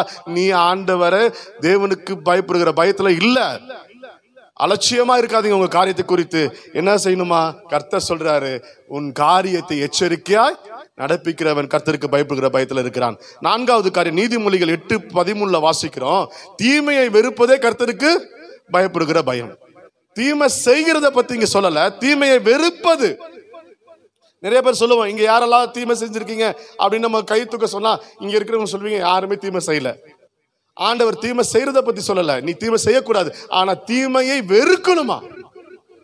எப்படிங்க, நான் விபச்சாரம் செய்யறேன்னா, நான் விபச்சாரம் செய்யறது இல்லை, ஆனா நான் அதை வெறுக்கல, நான் செய்யல, அதுன்ற வேற காரியம். ஆனா வெறுக்கல அப்படின்றது வேற காரியம். இங்க வாசிக்கிறோம் தீமையை வெறுப்பது. ஆனா மைண்ட்ல நான் என்ன பண்றேன், ஏதோ ஒரு பெண்ணை குறிச்சு நான் யோசிக்கிறேன். நான் உண்மையாலுமே விபச்சாரம் பண்ணல, ஆனா என் மைண்ட்ல ஏதோ ஒரு காரியம் ஓடிட்டு இருக்கு. ஒரு பெண்ணை குறித்து ஒரு காரியம் ஓடிட்டு இருக்கு, இல்ல ஒரு மனிதனை குறித்து ஒரு எரிச்சல் ஓடிட்டு இருக்கு. அவன் இப்படிப்பட்டவன், அவனை தாழ்வா பேசுறது, அவனை குறைவு பேசுறது, அவனுடைய எரிச்சலை பார்த்து இவெல்லாம் நல்லா இருக்க மாட்டான், இன்னுமா நல்லா இருக்கிறான் அப்படின்னு நினைக்கிறோம். நம்ம விசுவாசிகள் எண்ணங்கள் இப்படி ஓடிட்டு இருக்கு. இப்படி நினைக்கிறதே பாவமா. இது கர்த்தருக்கு பயப்படுகிற பிள்ளைங்க இப்படி செய்ய மாட்டாங்க. அல்லேலூயா. ஒரு உதாரணம் சொல்றேன். தாவீதும் அவனுடைய கூட இருக்கிற அவனுடைய அபிசாய் நினைக்கிறேன், அபிசாயும் தன்னை கொல்லணும்னு நினைக்கிற சாமுவேல் அவன் கர்த்தர் அவன் கையில ஒப்பு கொடுத்தார். அபிசாய் சொல்றான், ஆண்டவரே நீங்க ஒரு வார்த்தை சொல்லுங்க, வாள் எடுத்து அவன் தலையை நம்ம பண்ணுவோம், சவுலை வெட்டி போட்டுருவான்னு. ஆனா தாவீது சொல்றான், இது கர்த்தரால் அபிஷேகம் பண்ணப்பட்டவள நான் என்ன பண்ண மாட்டேன், நான் என் கைய போட மாட்டேன். அவன் சொல்றான், எனக்கு அந்த யோசனையே இல்லை, அவனை கொல்றதுக்கு அந்த யோசனை கூட இல்லை. அவன் கொல்றத பத்தி நீ பேசுற, அந்த மனுஷனை கொல்றதுக்கு எனக்கு யோசனையே இல்லை, அதை பத்தி பேசாத அந்த யோசனையே இல்லை எனக்கு. ஆனா நமக்கு ஒரு சந்தர்ப்பம் கிடைச்சா நம்ம என்ன பேசுறோம், நம்ம அடிக்க மாட்டோம், செய்ய மாட்டோம். ஆனா மைண்ட்ல என்ன இருக்கு, நான் அவங்கள பத்தி அவளுக்கு வேணும், நல்லா வந்தா இல்ல சாரி கட்டிக்கிட்டு, நல்லா இப்படி இருந்தா இல்ல தெரியும், அவளை அப்பவே ஆகும் அப்படி தெரியும், அப்படி நினைக்கிறோமா. ஆண்டவர் சொல்ல, அதை நினைக்கிறதே பாவம் தான், வெறுத்துருங்க அதை. Price the Lord. தீமை செய்வதில்லை, தீமையை வெறுப்பதே கர்த்தருக்கு பயப்படுகிற பயம். எது பயம்னு பாருங்க. பிரைஸ்லா, மனசுல கோபத்தை வச்சுட்டு இருக்காதீங்க. கோபத்துல வச்சுக்கிட்டு மனசுல ஒரு என்னென்னவோ எண்ணங்களோடு அந்த எண்ணத்தெல்லாம் எடுத்து போட்டுருங்க. ஆண்டவர், அந்த மாதிரி எண்ணங்களே எனக்கு வேண்டாம். அடுத்தது ஐந்தாவது லேவியராகமம் 19வது அதிகாரம் 32வது வசனம். எல்லாரும் சத்தமா எல்லாரும் வாசிங்க. லேவியராகமம் 19:32. நரைத்தவனுக்கு முன்பாக எழுந்து முதிர் வயதுள்ளவன் முகத்தை கனம் பண்ணி உன் தேவனுக்கு பயப்படுவாயாக. தேவனுக்கு பயப்படுவாயாக. முதிர் வயதுள்ளவனுக்கு முகத்திற்கு என்ன கனம் பண்ணணுமா? அல்லேலூயா. உன் தாய் தகப்பன் முதிர் வயது உள்ளவர்கள். அல்லேலூயா. உன் தாய் தகப்பன் என்ன பண்ணணும்? கேட்கல? அல்லேலூயா. எல்லாம் சத்தமா சொல்லுவோமா? என் தாய் தகப்பன நான் என்ன பண்ணும்? ஆமா. மாமனார சத்தமா இந்த பக்கத்துல எனக்கு கேட்கல. நாத்தனார கொஞ்சம் பெரியவங்கள, வயசுல பெரியவங்களுடைய பேச்சை கேட்கணும். பாஸ்டரை கனம் பண்ணணும். ஆமென். வயதில் முதிர்ந்தவர்களை கனம் பண்ணும். வெறும் என் தாய் தகப்பனார மாத்திரம் நான் கனம் பண்ணுவேன். மாமியாரை பார்த்த பிசாச, மாமனாரை பார்த்த பிசாச பாக்குற மாதிரி பார்க்க கூடாது. ஆவிக்குரியவர்கள் தான். ஆனா தாய் தகப்பன் என்ன அசிங்கமா பேசினாலும் அதை பொறுத்துக்கிறோம். இவங்க ஏதாவது ஒரு வார்த்தை அப்படி பேசிட்டா போதும், அவங்க அதை தான் சொல்ல வராங்க. பேசாததெல்லாம் நம்ம நினைச்சு, உங்க அப்பா என்ன பேசுறாங்க தெரியுமா, உங்க அம்மா என்ன பேசுறாங்க தெரியுமா, அவங்க என்னதான் குத்தி குத்தி பேசுறாங்க. பிரச்சனை, பாதி பிரச்சனை மாமியார் வீட்டில் இருக்கிறவங்களுக்கு சண்டை தெரியுமா. நிறைய பேருக்கு ஜபமும், ஆண்டவரே என் ஜபத்தை எப்ப கேட்பீங்க, எப்ப என் மாமியார் என் மாமனார் சீக்கிரம் போவார்கள். நிறைய பேருக்கு ஜபம் இப்படியே இருக்கு. ஜபம் பண்றாங்க, உண்மையா பண்றாங்க. இவர்களை விட்டு நான் இவர்கள் இல்லாத வாழ்க்கையை நான் எப்போ வாழ்வேன்? நான் சொல்றேன், இதெல்லாம் நினைச்சுக்கிட்டு பெரியவர்களுக்கு நீ மரியாதை கொடுக்கலன்னா அது சாபமா தான் மாறும். கர்த்தருக்கு நீ பயப்படல. Praise the Lord. அல்லேலூயா. நான் கத்துக்கிட்ட ஒரு பெரிய பாடம், நீங்க எவ்வளவுதான் அவங்க வாய் சரியா இருக்க மாட்டேன்து, நான் சொல்றேன், என்னதான் சரியில்லைனோ நீங்க சகிச்சுக்கிட்டு நீங்க அவர்களை கனம் பண்ணணும். உதாரணம் ஒண்ணு சொல்றேன். சாமுவேல் ஏலியின் இடத்துல இருக்கிறான். ஏலியினுடைய எல்லா காரியத்தையும், அந்த முதிரான அந்த வயசான மனுஷனுடைய காரியத்தை ஆண்டவர் வெளிப்படுத்தினார். யாருக்கு? சாமுவேலுக்கு. சாமுவேலுக்கு வெளிப்படுத்தின பிறகு சாமுவேல் அவரை மதிக்காம போறானா? இல்லையே. சாமுவேல் இன்னும் அவரை மதிக்க ஆரம்பிச்சான். தனக்கு கீழ்படிஞ்ச முதியவர் கீழ்படிஞ்சு இருந்தான். தான் குறைகள், அவனை என்னென்ன தப்பு பண்றாரோ ஆண்டவர் எல்லாம் வெளிப்படுத்தினாலும் அதெல்லாம் போயிட்டு ஊரெல்லாம் போய் சொல்லுவாங்க. உனக்கு தெரியுமா ஏலி எப்படிப்பட்டவன்? எனக்கு ஆண்டவரே சொன்னாரு போய் ஊரெல்லாம் போய் சொல்லல. உன் குடும்பத்தை காரியத்தை சொல்லி பெரியவங்களை நீ அசிங்கப்படுத்தாத. அவன் கீழ்படிஞ்சான், அவங்களை கனம் பண்ணினான். அதனாலதான் ஒரு பெரிய தீர்க்கதரிசியாய் கர்த்தர் அவனை மாற்றினான். கர்த்தருக்கு ஸ்தோத்திரம். அல்லேலூயா, அல்லேலூயா. அதனால தயவு செய்து உன்னுடைய முதிர் வயது உள்ளவர்களை கனம் பண்ணுவியாக. உன் தாய் தகப்பன் உன்னால அழுதாங்கன்னா, உன் மாமியார் மாமனார் உன்னால அழுதாங்கன்னா அது நமக்கும் நம்ம பிள்ளைகளுக்கும் சாபமாய் மாறும். அட்ஜஸ்ட் பண்ணுங்க, பொறுத்து போங்க. அல்லேலூயா. நிறைய காரியங்கள் பேசணும்னு ஆசைப்படுறேன், நேரம் இல்லை. 6வது காரியம், இன்னும் ஒரே ஒரு காரியம். உபாகமம் 8:6. அவருடைய கற்பனையை கை கொள்ளுவதே அவருக்கு பயப்படுகிற பயம். அவர்களுடைய கற்பனையை கை கொள்ளணுங்க. அவருடைய கற்பனை பயதம் என்ன சொல்லுதோ, நீங்களே கர்த்தருடைய ஆலயம், இந்த ஆலயத்துல நான் வாசம் பண்ணுகிறேன் என்று சொன்னா அந்த கர்த்தருடைய ஆலயத்தமா நான் மாறணும். அவர் வசனத்துல கை கொள்ளணும். வேற யாரையும், நான் தான் தேவன், என்னை தவிர வேற யாரையும் நமஸ்கரிக்க வேண்டாம் அப்படின்னா அப்படிதான் வாழணும். அவன் போயிட்டு வீட்டுல ஒரு போட்டோ மாட்டிக்கிட்டு ஒரு இவங்க தாயாரு அப்படின்னு சொல்லிட்டு தேவையில்லாத காரியங்களை, மற்ற காரியங்களை நம்ம எடுத்து செய்யவே கூடாது. தேவன் வசனத்தை எப்படி ஆண்டவர் சொல்றாரோ அதை நம்ம கை கொள்ளணும். நான் ஒரு சின்ன ஒரு இது மட்டும் நான் சொல்றேன். ஒரு அம்மா, ஒரு விதவை, ஒரு வேலைக்கு போனாங்களாம். 10,000 ரூபாய் வேலைக்கு போகும்போது திடீர்னு அந்த வேலை ஸ்டாப் ஆயிடுச்சு. அப்புறமா ரொம்ப நாள் ஜெபம் பண்ணி பாஸ்டர்கிட்ட எல்லாம் சொல்லி ஜெபம் பண்ணி ஒரு 15,000 ரூபாய் வேலைக்கு கிடைச்சது. அந்த 15,000 ரூபாய் வேலையில ஒரு கடையில வேலை கிடைச்சது. திங்கக்கிழமையிலிருந்து போக ஆரம்பிச்சவங்க வெள்ளிக்கிழமை வந்த உடனே அந்த ஓனர் வந்து சொல்றாராம், அம்மா நீ இந்த போட்டோலாக்கெல்லாம் என்ன பண்ணணும், எல்லாம் சுத்தம் பண்ணி அந்த பாத்திரத்தெல்லாம் கழுவி பூஜை பண்ணணும் அப்படின்னு உடனே அந்த அம்மாவுக்கு, ஐயா நான் பூஜைலாம் பண்ண மாட்டேன் ஐயா, நான் அதெல்லாம் செய்ய மாட்டேன்னு ஒன்று. அம்மா நீ வேலை செய்கிறவம்மா, நான் உனக்கு சம்பளம் கொடுக்குறேன், நான் என்ன சொல்கிறேனோ அதை நீ செய்யணும். இல்லை ஐயா நீங்கள் என்ன சொன்னாலும் நான் செய்வேன், ஆனால் நான் என்ன பண்ண மாட்டேன், நான் பூஜை பண்ண மாட்டேன் அப்படின்னு. உடனே அவர் என்ன பண்ணாங்க, வேலையை விட்டு அந்த ஒரு கோபத்தில் நீ போயிடுமா அப்படின்ட்டாரு. போயிடுன்னு சொல்லணும்னா அந்த அம்மாவும் பரவாயில்லைங்கய்யா எனக்கு வேலை போகிறாலும் பரவாயில்ல சொல்லிட்டு அந்த அம்மா அந்த காரியத்தை செய்யாமல் வந்துடுச்சு. நான் ஆண்டவரை தவிர வேற எந்த காரியத்துக்கும் வேலைக்காகவோ பணத்துக்காகவோ நான் எதையும் செய்ய மாட்டேன், நான் ஆண்டவரை விட்டு கொடுக்க மாட்டேன்னு சொல்லி அந்த அம்மா வேலையை விட்டுட்டு வந்துடுச்சு. 1 மாதம் ஆச்சு, வேலை எந்த வேலையும் கிடைக்கல. 1 வாரம் 2 வாரம் 3 வாரம் 1 மாதம் கிட்ட ஆயிடுச்சு, வேலை கிடைக்கல. பாஸ்டர் கிட்ட ஃபோன் ஜெபம் பண்ண சொல்லிட்டு இருந்தாங்க, ஆண்டவர் எனக்கு வேலை கொடுக்கணும், நான் வேற வழியே இல்லாமல் இருக்கு அப்படின்ட்டு. வைரக்கமாக அந்த அம்மாவும் உபவாச கூட்டத்தில் அந்த கூட்டத்தில் எல்லாத்துலையும் கலந்துட்டு இருந்தாங்க. திடீர்னு ஒரு நாள் ஃபோன் வந்துதான் அந்த அம்மாவுக்கு. யாருன்னு பார்த்தீங்கன்னா அதே முதலாளி, அந்த கடையோட முதலாளி அந்த அம்மாவுக்கு ஃபோன் பண்ணி, அம்மா நீ வேலைக்கு வாமான்னு. இன்னும் ஆச்சரியமா இருந்தது, ஏன் என்னையே கூப்பிடுறீங்க, நான் தான் வந்தேன்னா நான் திருப்பி அந்த வேலையை நான் செய்ய மாட்டேனே, அந்த காரியத்தை நான் செய்ய மாட்டேன். நீ பரவாயில்லம்மா நீ வாமா, நான் உனக்கு இந்த நீங்க நல்லா யோசித்தா பேசுறீங்களான்னு, நீ கண்டிப்பா வாமா, இந்த வாட்டி 15,000 ரூபா இல்ல 18,000 ரூபா தரேன், நீ என்ன பண்ணு வேலைக்கு வா.